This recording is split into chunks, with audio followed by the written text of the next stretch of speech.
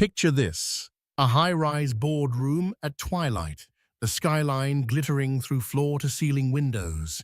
A man you once trusted, wealthy, charming, and powerful, stands alone by the glass, staring at the city below.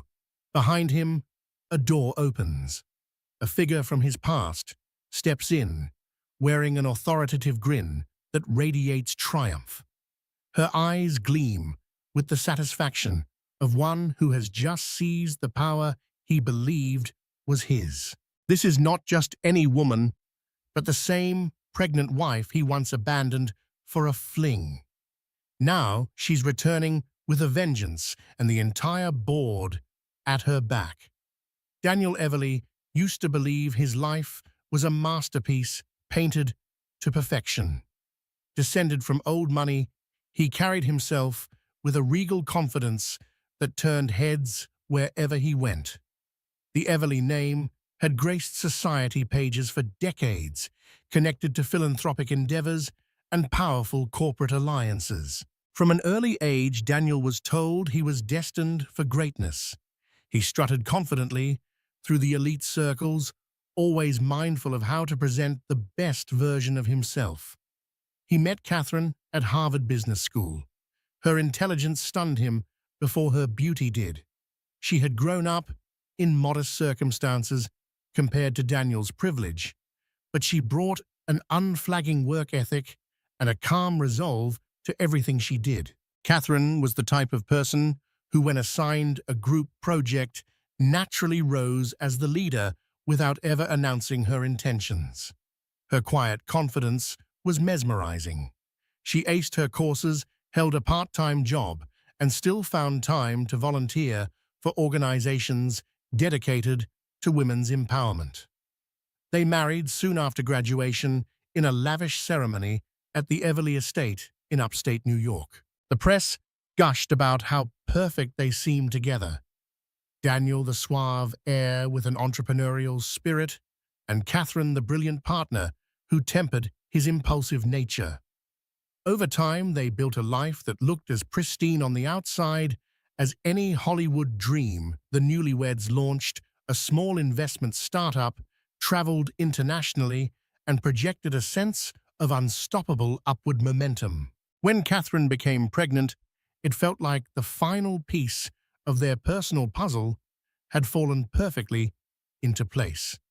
They would have an heir to the Everly name, someone to carry on the legacy that had been entrusted to Daniel, and, by extension, to Catherine. They announced the pregnancy with carefully crafted grace, selecting a high-end magazine for an exclusive. Friends and well-wishers poured in their congratulations. Everything felt so secure, so right, yet cracks form even on the most polished surfaces.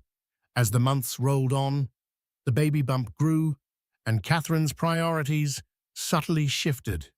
No matter how supportive Daniel tried to be, a hint of restlessness took root in him. He started feeling overshadowed by the demands of fatherhood.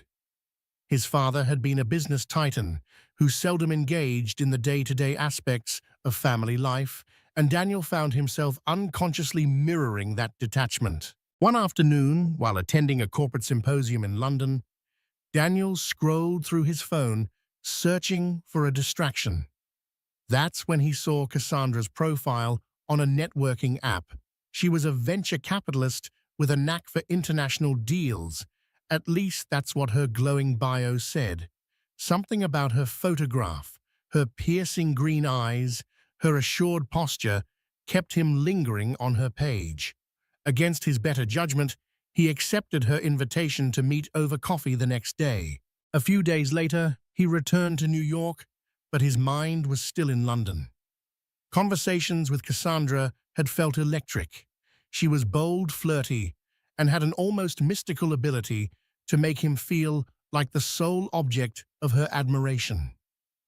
He tried to dismiss it as a harmless flirtation that would fade once he was back to normal life with Catherine. But he was wrong. The next time Cassandra visited New York for a conference, Daniel set aside an entire afternoon for her. He told Catherine he had business to handle, an investor meeting that required his utmost attention. She believed him, because up to that point, Daniel had given her no reason not to trust him.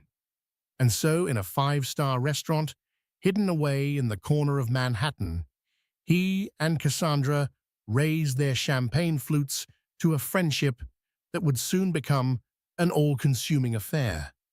The guilt began to nibble at the edges of his conscience, but he found ways to justify it. Catherine was always busy with prenatal appointments, baby shopping, and finalizing deals for their joint startup. She was often exhausted by evening, drifting off to sleep early. Meanwhile, Cassandra was spontaneous, alive with passion and an eagerness to push boundaries. He convinced himself he could keep both the stable married life with Catherine and the thrill of a clandestine liaison with Cassandra. But secrets are corrosive. They erode the mind until one day the lies you've strung together form a noose around your neck. Daniel had no clue that his carefully separated worlds would soon collide, obliterating the perfect facade he had spent his entire life constructing. Catherine began to notice the slight changes in Daniel's behavior first. He seemed more distant, more absorbed in his phone, and oddly fidgety whenever she entered the room unannounced. He started working late, more often using vague terms to describe big projects that never materialized into actual deals. When she asked him how the meeting went, he deflected, providing an avalanche of business jargon that sounded strangely hollow to her well-trained ear. At first, she chalked it up to nerves about impending fatherhood. After all, she felt her own anxieties skyrocketing daily. Their combined responsibilities, business, pregnancy, social obligations, were enough to wear down even the strongest relationship. But a gnawing doubt persisted. Her intuition told her something bigger was amiss. One evening, Catherine discovered a receipt in his jacket pocket from a small jewelry store in Manhattan. The date on the receipt was a day she knew Daniel was supposed to be in Boston for a business trip. She confronted him casually over dinner. "Honey, I found this in your pocket. Did you buy something special for the baby?" He froze his fork, hovering above his plate as though suspended in time. His eyes flickered with panic, but only for a millisecond. Then, with the smoothness of a seasoned deal-maker, he concocted a story about picking out a necklace for his mother. He insisted that his flight had been delayed, giving him time to roam Manhattan's shopping district. The explanation sounded plausible, yet Catherine's instincts remained on high alert. Catherine did what many pregnant spouses might do. She sought solace in the arms of her best friend, Evelyn Carlyle. Evelyn, a fellow Harvard alum, was well aware of the demands of corporate life.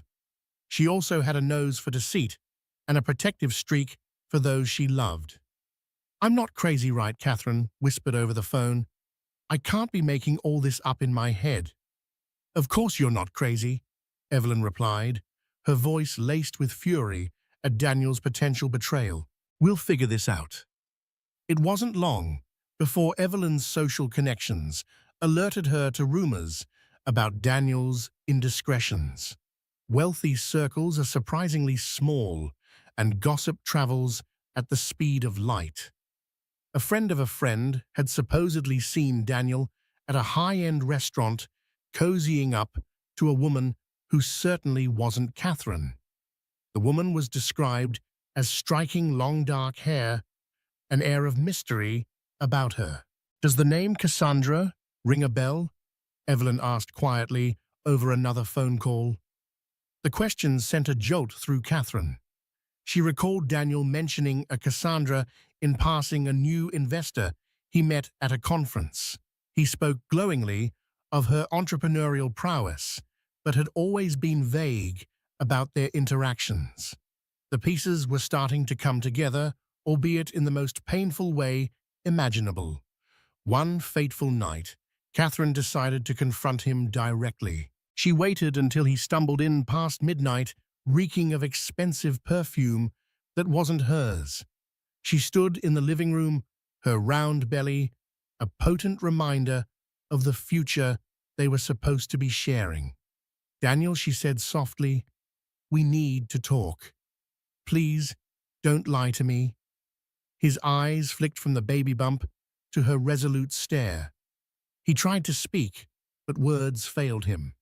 Seeing the tears already brimming in her eyes, he realized the time for deception was over. Slowly, haltingly, he confessed to his affair with Cassandra. He insisted it was just physical, a momentary lapse. He swore he'd end it immediately. Catherine was beyond devastated. She felt as though the floor had dropped out from beneath her, leaving her free-falling into a dark abyss. The heartbreak was searing, and her unborn child fluttered inside her, a reminder that she had to think beyond her own pain. She insisted Daniel move out temporarily. She needed space to grapple with this betrayal and to protect her mental health during the final stages of her pregnancy. For a moment, Daniel seemed remorseful, torn between his responsibilities as a husband and father and the magnetic pull of Cassandra's allure. But as soon as he stepped out of their home, it was Cassandra to whom he ran. She welcomed him with open arms, offering comfort, passion, and what he perceived as unconditional acceptance. Thus began a tragic separation. Catherine moved in with Evelyn, who provided emotional support and ensured her friend didn't slip into despair. Daniel, on the other hand, sank deeper into Cassandra's world, private jet excursions, glamorous parties, and a liberating sense of escape from the stifling responsibilities that came with fatherhood. He told himself this was temporary, that he'd make things right someday. But each day that passed only deepened the gulf between him and Catherine. Still unknown to both Daniel and Cassandra, fate had plans of its own. The secrets they were weaving would circle back at the least expected moment, bringing consequences far greater than any of them could imagine. A few months later, the rumor mill exploded. It started with a scathing blog post by an anonymous insider close to the Everly family. The post detailed Daniel's affair, the heartbreak of a pregnant wife, and the lavish lifestyle he was living with his mistress. Within hours, it went viral across multiple social media platforms. Tabloids pounced on the story, plastering it across front pages with headlines like, "Heir to Everly Fortune abandons pregnant wife for mystery lover." Catherine's phone rang off the hook. Reporters camped outside her temporary apartment. Paparazzi followed her to doctor's appointments, shouting intrusive questions about Daniel's infidelity. She did her best to ignore them, focusing on her health and the child she was about to bring into the world. Her own family was furious with Daniel, urging her to seek a divorce. They wanted her to protect herself and the baby, physically and legally. Daniel, meanwhile, reveled in the infamy at first. Cassandra spun the scandal in a way that made him feel like a misunderstood rebel.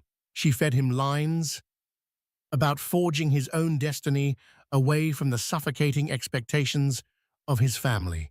But soon, the negative press began to affect his business ventures.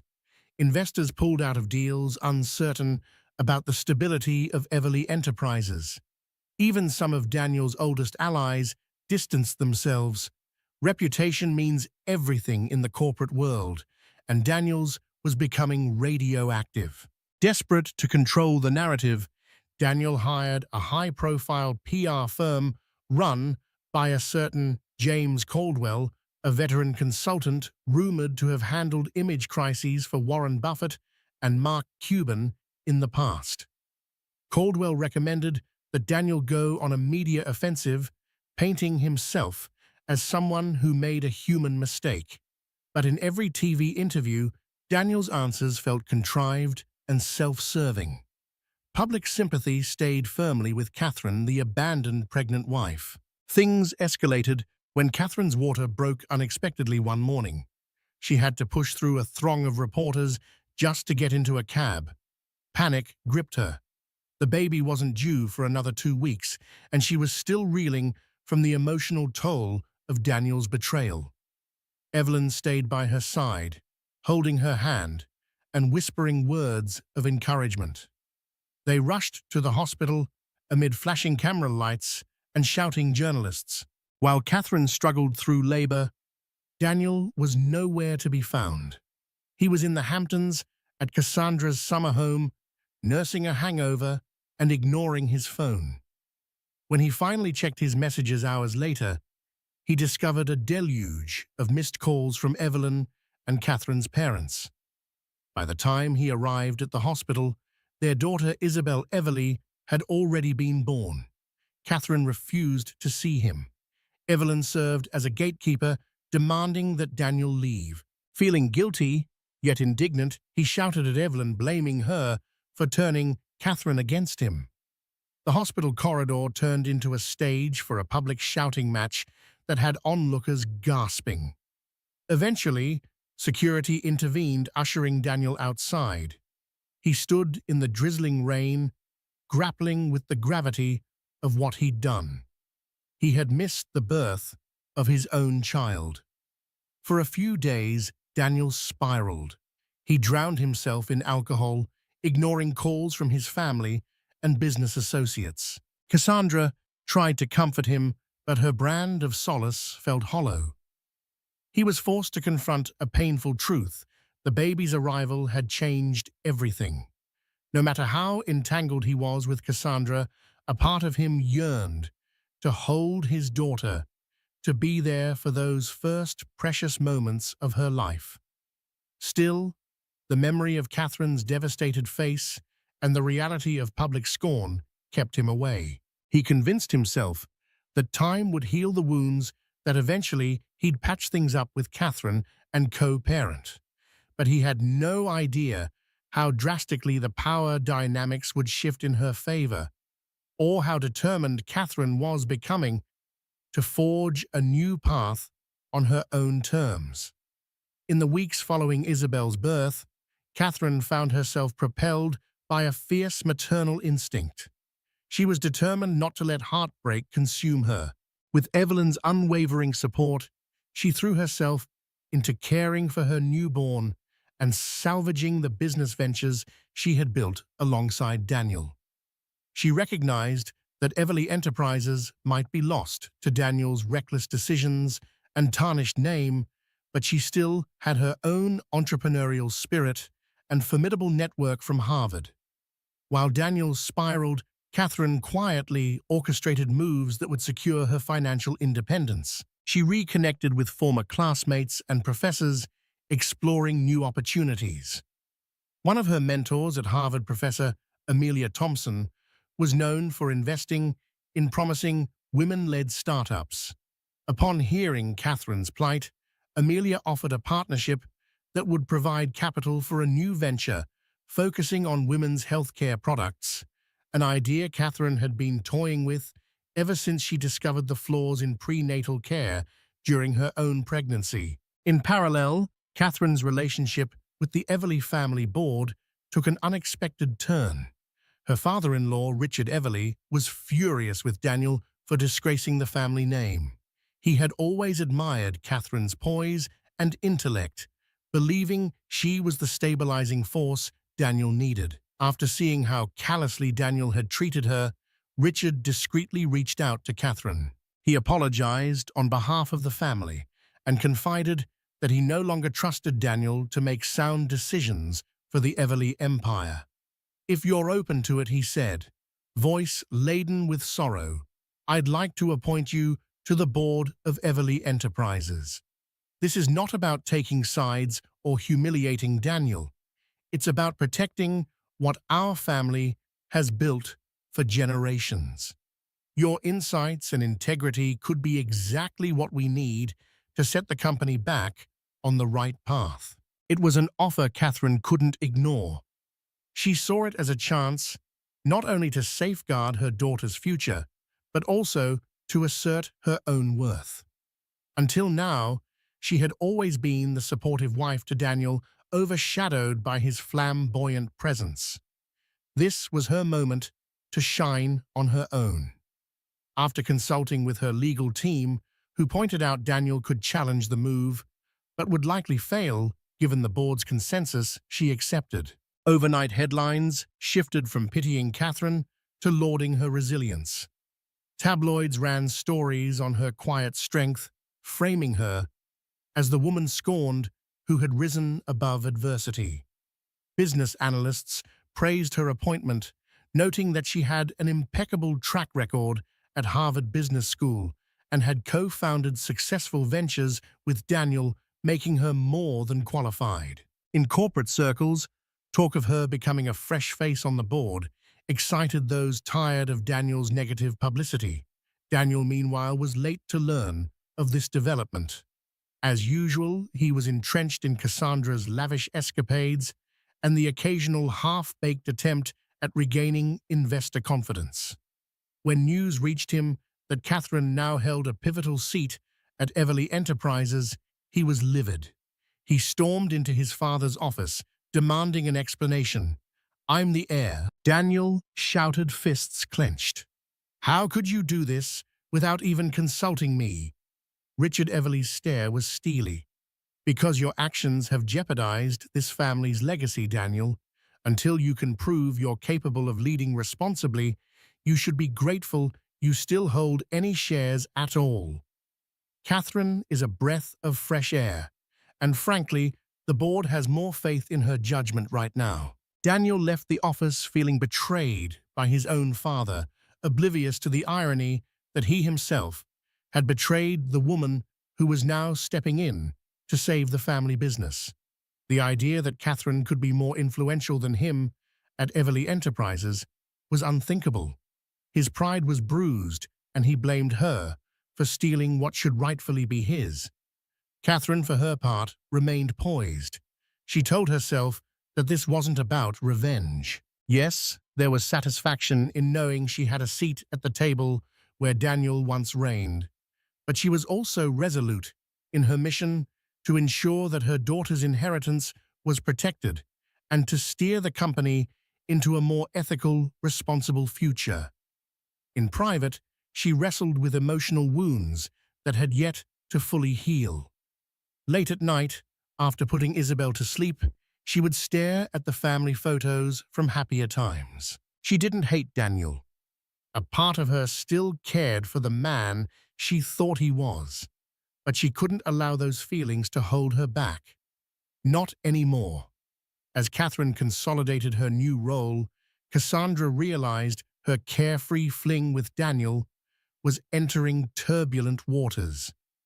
The scandalous headlines were no longer glorifying their passion. Instead, she found herself painted as the villain who wrecked a marriage. Corporate investors, once charmed by her bold approach, became wary of associating with someone mired in such public drama. But Cassandra was no novice. She had survived in a cutthroat business world through a combination of cunning and relentless ambition. Seeing Catherine's star rise, Cassandra recognized that if she wanted to remain relevant and profitable, she needed to up her game. She started courting new alliances, forging deals in Europe and Asia, and flirting with high-profile executives who could rival the Everly empire. She believed that if she couldn't be part of the Everly family business, she could at least create a competitive empire that would force them to reckon with her. Daniel found himself caught in the middle. Cassandra urged him to distance himself from his father and from Catherine. She offered to back any new venture he wanted to pursue, promising he'd have more freedom than he ever did under the Everly umbrella. "They're all using you for your name, Daniel," she insisted. "With me, you can chart your own course."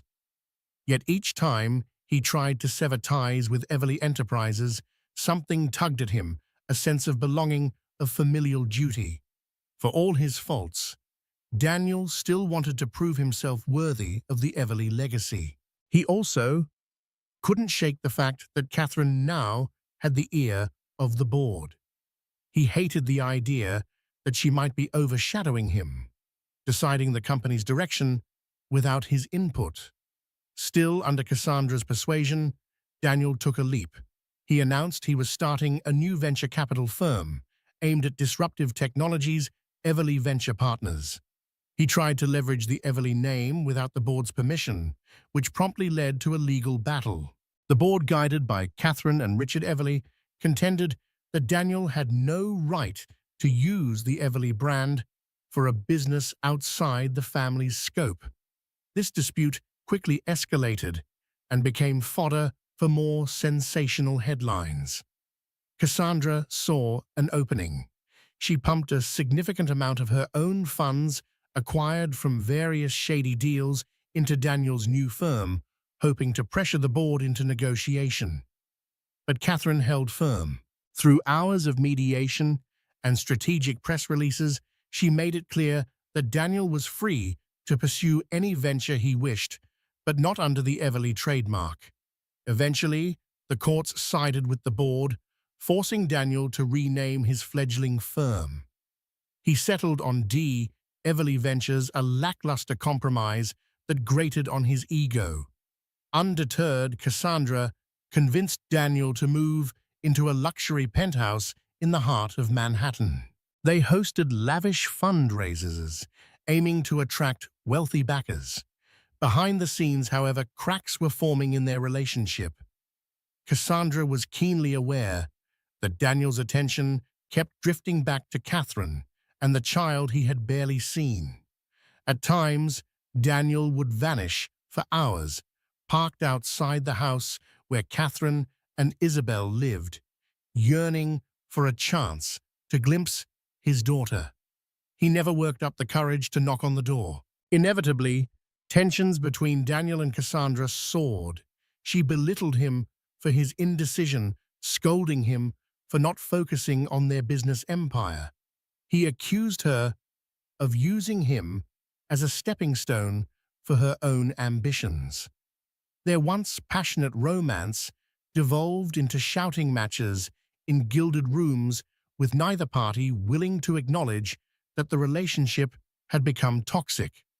All the while, Catherine quietly gathered respect in board meetings. She spearheaded new initiatives in sustainable energy, a passion project she'd been nursing for years, and worked on philanthropic endeavors to reclaim some of the goodwill lost to Daniel's scandal.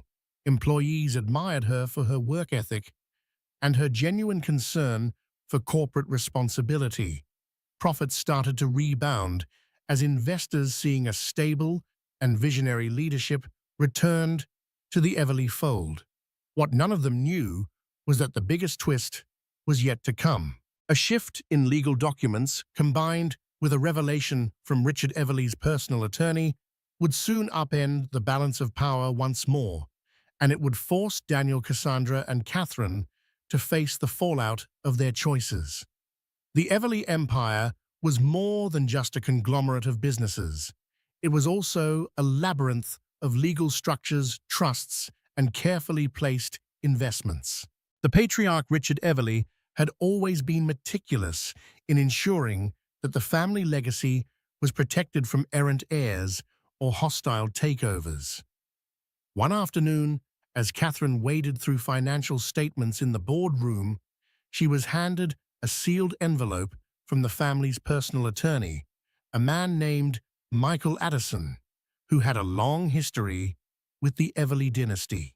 Inside were documents revealing that a substantial portion of Everly Enterprises' shares had been placed in a trust under Richard's name, with the power to reassign them at his discretion. In the event that the heir Daniel proved unfit or unethical to lead, those shares could be transferred. The documents, signed years ago, showed that Richard was seriously considering exercising this power if Daniel did not reform his ways. Catherine's heart pounded as she read further. A signature line indicated that Richard could name a primary custodian or beneficiary to manage the shares in his stead. And in handwriting that looked fresh, not old, she saw her own name. She would hold a critical block of shares, enough to dictate the direction of the entire board, enough to control the future of Everly Enterprises. When she confronted Richard, he sighed heavily and led her into his private study. Floor-to-ceiling bookshelves surrounded them, containing records of the family's storied history. Daniel's reckless behavior jeopardizes everything, he explained, eyes downcast. I still love my son, but I must think about Isabel and generations to come. Your intelligence and moral compass are beyond question. If Daniel can't redeem himself, I need to know the company is in good hands. Catherine was stunned. She realized that the power Richard was offering was extraordinary. If she chose to wield it, she could effectively remove Daniel from any leadership role, overshadowing him entirely. However, the very thought made her uneasy. Despite everything he had done, Daniel was still Isabel's father, and she knew that wielding such power against him would only deepen the family rift. Yet the decision was not hers alone. Richard insisted that if Daniel didn't show significant improvement by divorcing Cassandra, rehabilitating his public image, and taking fatherhood seriously, he would transfer the shares to Catherine outright. Meanwhile, word reached Cassandra that changes were afoot. She heard whispers that Catherine was poised to gain significant influence over the board. Fear gripped her. If Catherine held that many shares, Daniel would be neutered as a business force. Cassandra worried that her own investments in D. Everly Ventures would crumble if Daniel was cut off from the Everly capital stream. Determined not to lose her golden ticket, Cassandra hatched a plan. She began orchestrating a personal smear campaign against Catherine, feeding tabloids fabricated stories about Catherine's past relationships and questionable business dealings. She even tried to bribe employees at Everly Enterprises to leak internal emails that could be taken out of context, painting Catherine as manipulative. But the employees were fiercely loyal to Catherine, and the attempt largely failed. At the same time, Cassandra launched an all-out charm offensive on Richard Everly. She mailed expensive gifts to his mansion, expressed sudden interest in philanthropy, aligned with his favorite charities, and managed to wrangle an invitation to a high society gala he was attending. She cornered him in a conversation about corporate social responsibility, trying to appear sympathetic to the Everly family's philanthropic ethos. But Richard saw through it. He understood Cassandra's motives, and while he remained civil, he made it clear that she had no place in the Everly future he envisioned. "Keep your gifts," he told her in a clipped tone at the gala. "We measure loyalty and character in this family, not champagne bottles." Daniel, caught between the crossfire, struggled to keep up appearances. He held private meetings with Richard, begging for another chance. "I'll leave Cassandra," he insisted, even though he'd said those words before. "I just need time to sort things out." Time was running short. Catherine, by now, was regularly attending board meetings, proving her leadership abilities. Even the oldest board members, who had once favored Daniel, purely because of his bloodline, found themselves impressed by Catherine's vision and strategic thinking. Talk began to circulate that if Richard officially passed down the shares to her, she would become the de facto head of Everly Enterprises, overshadowing Daniel once and for all. And so the stage was set. The final battle for the soul of the Everly Empire and the hearts of those involved drew near. Unbeknownst to Daniel and Cassandra, Catherine was about to be handed a pen that could either sign a path of reconciliation or a permanent break. Tensions peaked on a warm summer evening at the Everly estate, where Richard insisted on hosting a family gathering for Isabel's first birthday. Family in this case included Daniel Catherine, their baby Richard, and a few cousins who had stayed loyal through the scandal. Despite the hostility, everyone understood the significance of Isabel's first birthday, symbolic of a new generation and a chance, however slim, at healing old wounds. Catherine arrived early, with Isabel in her arms. The staff had decorated the manicured gardens with pastel balloons and ribbons, all bearing the Everly crest. Soft music played from hidden speakers among the rose bushes. Against her better judgment, Catherine felt a flicker of nostalgia. She remembered happier days with Daniel in this very garden, planning a future that now seemed so different from what had unfolded. Daniel showed up late, unshaven, and visibly anxious. He was alone. Cassandra, by some unspoken understanding, was not welcome. At first, he hesitated at the threshold, uncertain if he should even be here. But the sight of Isabel's chubby cheeks and wide eyes disarmed him. He approached, tentatively bracing for Catherine's rebuff. Yet Catherine merely looked at him with a sad gentleness. "She's your daughter, Daniel," she said, handing Isabel over. Isabel studied her father's face curiously before giggling. The moment was heart-wrenchingly pure, contrasting sharply with the complicated mess they'd made of their adult lives. As the party proceeded, Richard stood to make a toast. Glass in hand, he addressed the intimate gathering, praising Catherine's resilience and welcoming everyone to celebrate Isabel's milestone. Then, in a carefully orchestrated pivot, he made an announcement that would change everything. "I've reflected long and hard on the future of our family's legacy," Richard began, voice shaking slightly. "And I've come to a decision. Should Daniel not break ties with Cassandra and show immediate commitment to this family, I will legally reassign a majority of my shares to Catherine. This is not a punishment, but a necessity for the preservation of all we hold dear." A stunned silence ensued. All eyes landed on Daniel. The shock on his face was palpable, though perhaps not entirely unexpected.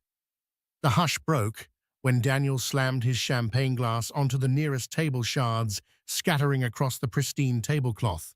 "This is how you repay me," he spat, glaring at his father and then at Catherine. His cheeks reddened with anger, tears threatening to break through. "You think I don't care about my daughter? You think I'm incapable of change?" Everyone looked away, awkwardly, except Catherine. She stepped forward, placing a gentle hand on Isabel's head. "It's not about what I think," she said softly. "It's about what you've shown us. I begged you to come home to be here for Isabel's birth. You chose Cassandra, and now we're all paying the price." Daniel trembled with a mixture of rage and regret. Emotions collided in his mind: love for his child, resentment toward Catherine, guilt over his affair, and the fear of losing everything he'd ever known. He turned to his father, voice quivering. "You can't do this to me. I'm your son." Richard sighed, as though the weight of the entire world pressed on his shoulders. "I can, and I will, Daniel. I want to see you succeed, but not at the cost of this family's soul." Turning on his heel, Daniel stormed off, ignoring the pleas of cousins who tried to calm him. Catherine closed her eyes, holding Isabel close, heart pounding with conflicting emotions. That night, Daniel confronted Cassandra in the penthouse, a roar in his voice. "It's over," he declared. "If I don't leave you, my father will sign everything over to Catherine. I'll be left with nothing." "Do you understand what that means?" Cassandra, who had been sipping wine on the leather sofa, placed her glass down carefully. "You'll be left with nothing. Or you'll be left with me." Her eyes narrowed in anger. She rose to her feet, stepping toward him. "I gave up everything to be with you, Daniel. My reputation, my connections. I even poured millions into your new firm. And now you want to throw me away just because Daddy threatened you?" Daniel pulled at his hair in frustration. "I never asked you to do all that," he muttered. "Look, I need time to figure this out." Cassandra's voice turned icy.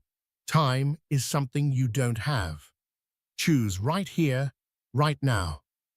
In that moment, Daniel finally saw the truth. Cassandra's love was contingent on his success on the power he wielded. Catherine, on the other hand, had always been the silent champion who stood by him through thick and thin. He realized how grotesquely he'd betrayed that kind of love. But as often happens with tragic figures, realization came too late. His indecision enraged Cassandra. She lashed out, accusing him of cowardice and painting Catherine as the master manipulator. They yelled until exhaustion, neither side willing to back down. In the early hours of the morning, Cassandra packed her bags and walked out, slamming the door behind her. For once, Daniel let her go without chasing after her. In the weeks that followed, Daniel attempted to make amends, but his efforts were clumsy. He sent expensive gifts to Catherine, tried to schedule visits with Isabel, and offered to attend family therapy. Catherine hesitated, torn between the man who was Isabel's father and the man who had shattered her trust. Despite her emotional turmoil, she had a corporate empire to guide. The board was pressuring Richard to make a definitive decision about the share transfer. The final blow came when Cassandra, in a fit of vengeance, sold her insider knowledge to a competitor. She provided details about Daniel's prospective venture deals, effectively killing off any potential partnerships. Investors fled, and within a month, D. Everly Ventures was on the brink of collapse. Ironically, Daniel's attempt to strike out on his own had left him more dependent on his father's mercy than ever. With Cassandra out of the picture, Daniel's public image marginally improved, but the damage was done. The board saw him as unstable. They wanted reassurance in the form of a strong leader, someone who wouldn't be swayed by personal scandals. Richard, after observing Daniel's self-destruction with heavy heart, finally made the call. One chilly autumn afternoon in the same boardroom that once belonged squarely to Daniel's domain, Richard signed the documents granting Catherine control over a substantial block of Everly shares. Several board members were present, along with Michael Addison, the family's attorney, to witness the official transfer.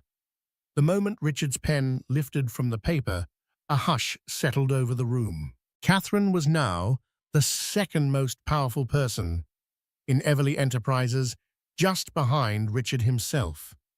But even that dynamic was tenuous, as Richard's intention was to eventually cede most of his authority to her. Daniel was conspicuously absent from the meeting, though he had been informed of it. Michael Addison slid the final copy of the paperwork toward Catherine. "Congratulations, Mrs. Everly," he said, a note of solemn respect in his voice. "With these shares, you effectively control the deciding vote on corporate matters." Catherine felt an odd mixture of triumph and sorrow. She recalled the days when she and Daniel had dreamed of being a power couple, leading Everly Enterprises to new heights. Instead, here she was alone. She forced a polite smile and shook hands with the board members, each offering quiet congratulations tinged with pity for the personal battles she had endured. After the meeting, she retreated to her new office, a space that had once been Daniel's. She stood by the large windows, gazing at the skyline. The city that had once felt like a place of infinite possibilities now felt subdued, a testament to the cost of ambition and betrayal. A soft knock at the door startled her. She turned to see Daniel looking haggard but determined. He stepped inside cautiously. "So it's done," he said, voice barely above a whisper. She nodded, unsure of what to say. They stood in silence for a long moment, the tension heavy between them. Finally, Daniel broke the silence. "I know you have every reason to hate me, but I'm here for Isabel. I want to be part of her life, Catherine. Please don't shut me out." Catherine studied him. This was not the arrogant, carefree Daniel she once knew. This was a man stripped bare by his own mistakes. She took a deep breath, remembering the hospital room, where he was absent, the lonely nights, the public humiliation. Yet for all his flaws, he was still Isabel's father, and she didn't want her daughter growing up without him. "I won't shut you out," she said quietly, "but rebuilding trust will take time. If you're serious, you'll have to prove it." Daniel let out a shaky breath of relief. "I will. I promise." But promises were cheap. Catherine had heard them before. The difference now was that she held the reins of power. She could protect herself and Isabel from the chaos Daniel brought. And with that responsibility came a burden, the knowledge that she had the upper hand and the moral question of how to wield it. Under Catherine's leadership, Everly Enterprises began to pivot toward more progressive, transparent business practices. Sustainability and ethical governance became their calling cards. The public responded positively, with major publications praising the new era at Everly. Investors returned, and profits steadied. Realizing that a path to redemption lay in supporting Catherine's vision, Daniel began attending corporate events and philanthropic fundraisers carefully orchestrated by the PR firm James Caldwell, still operated. Instead of hogging the spotlight, Daniel took a back seat, letting Catherine's expertise shine. He made efforts to show he was a responsible father, as well requesting regular visitation with Isabel, paying child support without question, and showing up at her pediatric checkups. Gradually, a narrative of redemption formed around Daniel. Tabloids that once vilified him for abandoning his pregnant wife now hinted at a possible family reconciliation.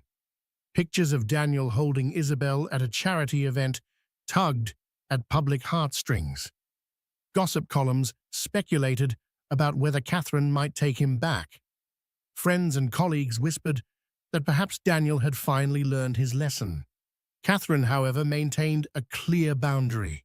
While she appreciated Daniel's new attitude, she remained cautious. She allowed him to share parenting duties, but refused any romantic overtures. Even if Daniel's remorse was genuine, the scars ran deep, and she couldn't risk a second betrayal. If a reconciliation was to happen, it would require more than a PR facelift. Behind the scenes, Cassandra seethed. Financially ruined and socially ostracized, she blamed Catherine for her downfall.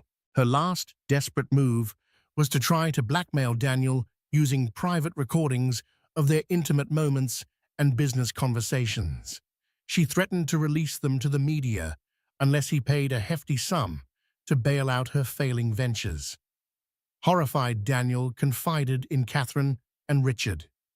They quickly involved Michael Addison, who issued Cassandra a strongly worded legal warning.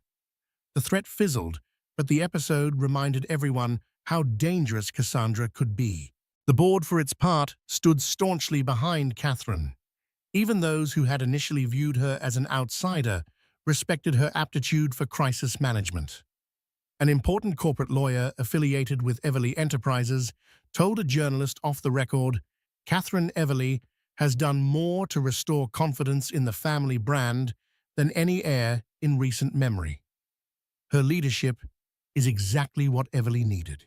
With Daniel's public image stabilizing, the question loomed, would Richard pass the baton fully to Catherine, or would he give Daniel one last chance?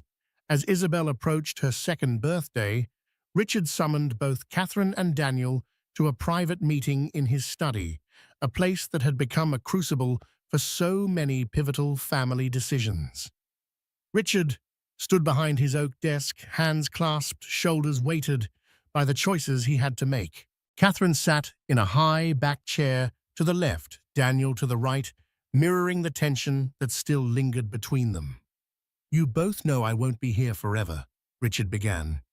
"My hope was always that you, Daniel, would assume control of our legacy. But life has a way of reshaping our plans. You and Catherine need to figure out a path forward for Isabel's sake and for Everly Enterprises." He gestured to a folder resting on the desk. "Inside are documents that finalize the transfer of all my remaining shares. I've made my decision. I'm retiring. Catherine will assume full leadership. Daniel, you'll retain a minority share enough to keep you involved, but not enough to override board decisions. This isn't negotiable." Daniel hung his head, a swirl of emotions crossing his face. Regret, resignation, and perhaps a glimmer of acceptance. He nodded. "I understand." Catherine's heart pounded. She had prepared herself for this possibility, but the magnitude of controlling an entire family empire was terrifying. She wanted to look Daniel in the eye to see if he would fight her or resent her. Instead, she found him staring at the floor, lost in thought. "I won't stand in the way," Daniel said, his voice subdued. "I've done enough damage. You've more than proven your abilities. I just want to be a good father to Isabel." Catherine swallowed hard. This was the moment that would define their future dynamic. She rose from her chair and spoke carefully. "Daniel, Everly Enterprises can be our family's legacy if we allow it to unite us rather than divide us. I may hold the majority of shares, but I don't want you to vanish from Isabel's life or from the company if you truly wish to contribute." Richard watched them both, pride swelling in his chest. Perhaps he thought there was hope for reconciliation down the line, if not as husband and wife, then as partners in parenting and business. Without another word, he signed the documents that forever changed the balance of power. Outside, the late afternoon sun cast long shadows on the estate's manicured lawns. Catherine gripped the folder containing her new empire, feeling a bittersweet mixture of triumph and loss. Daniel approached her hesitantly. "Thank you," he said, voice husky, "for not shutting me out." She nodded, tears glistening in her eyes. "Don't thank me. Just prove you deserve the trust." They stood there for a moment, the weight of their past heartbreak pulsing between them. Finally, Daniel extended a hand.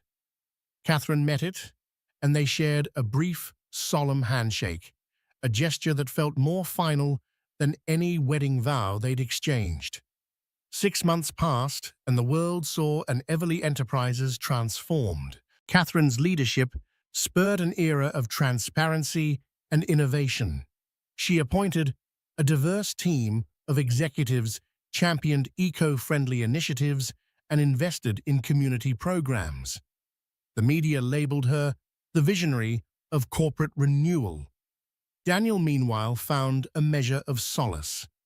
Freed from Cassandra's manipulative grip and no longer burdened by the weight of a public scandal, he focused on self-improvement. He sought therapy to address the root causes of his restlessness and infidelity.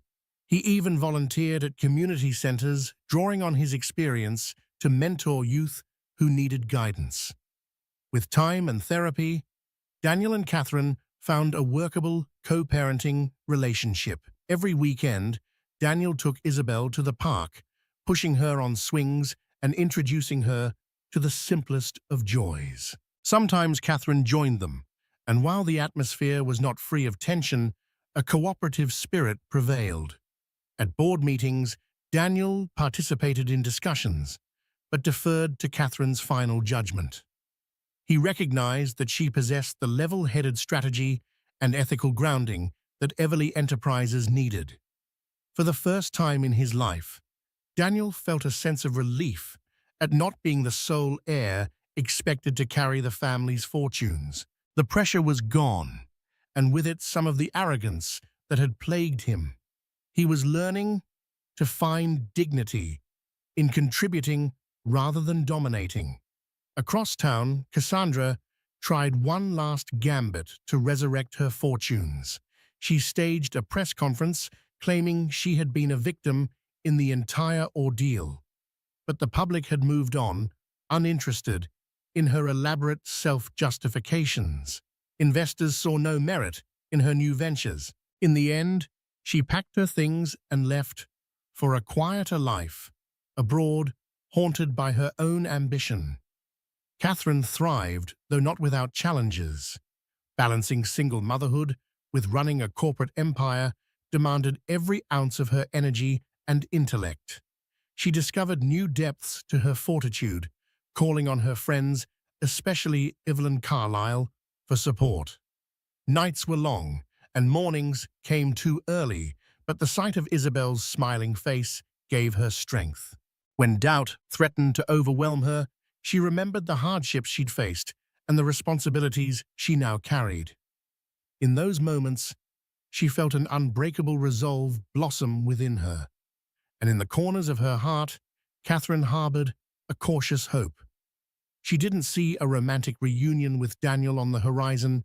Too much had happened for that. But she did see a future where Isabel would grow up with two caring parents. Perhaps one day, she and Daniel might truly be friends. For now, she was content to let the scars of the past heal at their own pace. On a warm spring afternoon, Catherine stood in the same boardroom where she had first been given the seat of power. The sun streamed through the floor-to-ceiling windows, illuminating the sprawling city below. New interns bustled in the hallways, enamored with the storied Everly name and the woman who had revitalized it. Staring at the panoramic skyline, Catherine allowed herself a small, grateful smile. She had fought for her dignity, rebuilt her life, and secured a legacy for her child. Far below, Daniel walked out of the building, Isabel perched on his shoulders, giggling at the skyscrapers that seemed to tickle the clouds. As father and daughter passed by onlookers, no one recognized the man who had once been at the center of a sensational scandal. He was simply Dad carrying his child as she squealed with delight, and that Daniel realized was worth more than all the fortune and fame he had once craved. In the end, Catherine stood where few expected her to be, at the helm of a mighty empire. Daniel began anew, building a life free from the shadows of betrayal and regret. And through it all, Isabel grew in a world shaped by both parents, one who had learned the power of loyalty the hard way, and another who had come into her power with grace. Their story wasn't neat or perfect, but in its messy reality, there was genuine hope for something better. And in that hope lay the redemption they all sought. This story stands as a vivid reminder that power isn't just about titles or boardroom votes. It's about integrity, resilience, and the choices we make under pressure. Daniel thought he could have it all: wealth, status, and a secret mistress, but fate taught him a lesson about what truly matters. Catherine might have seemed like the underdog, but her quiet strength and moral compass led her to triumph and protect the legacy for her daughter's future. If you found yourself swept away by this tale of betrayal, ambition, and redemption, don't let the journey end here. Hit that like button, share this video with your friends, and subscribe to our channel for more compelling stories that dig deep into the human condition. Every share helps us bring you more drama, more lessons, and more hope in life's toughest moments. Until next time, remember, true power is rooted in character, and redemption is always possible.